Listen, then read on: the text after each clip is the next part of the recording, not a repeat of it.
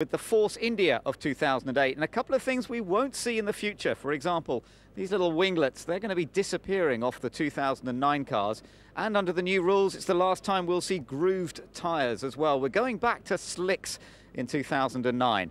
Now Force India, with Vijay Mallya coming on board and pumping money into the team, looking to make a lot of progress, and also they'll have Mercedes engines in the new year.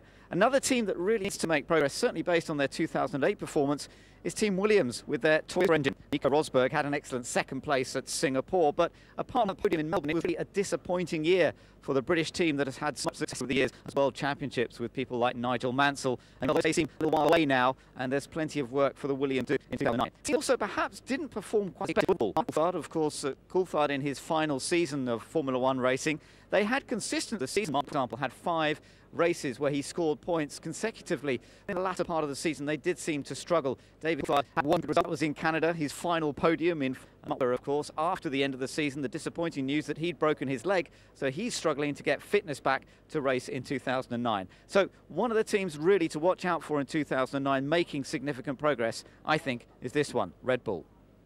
While there's uncertainty over the future of Honda, and we don't have a Honda here on display at Autosport International, we do have the Toyota, the other Japanese manufacturer involved in Formula One in 2008. It wasn't a bad season for the red and whites. Jarno Trulli taking an excellent third place at Milan, came at a very suitable time as well after the loss of our team Toyota. Timo Glock was a pretty good backup as well, but in terms of new drivers, there was a very impressive new driver at the wheel of this car. Scuderia Toro Rosso, who took victory at Monza, if you remember, after a today, to come through and take victory up against the mighty BMW. It was an astonishing drive from the youngster, and we're looking forward to seeing what he can do when he gets to grips with the Red Bull in 2009. But talking of Fernando Alonso and Renault, of course he came back to the team with which he'd won 2 championships previously. Had a bit of a quiet start to the season, but later on it came together extremely well. The win in Singapore was backed up by another victory in Japan, and Renault definitely on track once again to establish themselves as one of the top manufacturers in Formula One. Once again this season, BMW Sauber finished 3rd in the Constructors' Championship, but it came with a victory, their first win, thanks to Robert Kubica at Canada. Nick Heidfeld was very solid too, with a string of second-place finishes, and the team has been very fast in testing. Looks as though their KERS system, the new system for Formula One in 2009, that will give the cars a little bit of extra horsepower for a short period of time on each lap.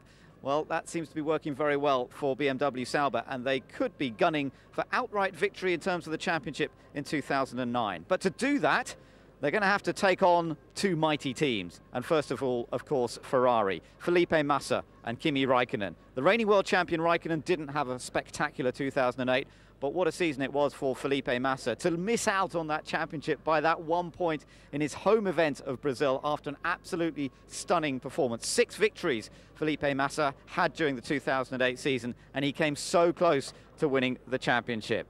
Ferrari, however, did manage to win the Constructors' Championship.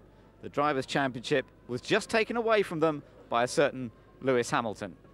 And here's the car that allowed him to do 24-23, an absolutely glorious, voted Racing Car of the Year at the Autosport Awards. Lewis Hamilton took significant victories in this car, of course, Monaco Grand Prix and the British Grand Prix. Who can forget that astonishing drive that he put in the most appalling conditions at Silverstone?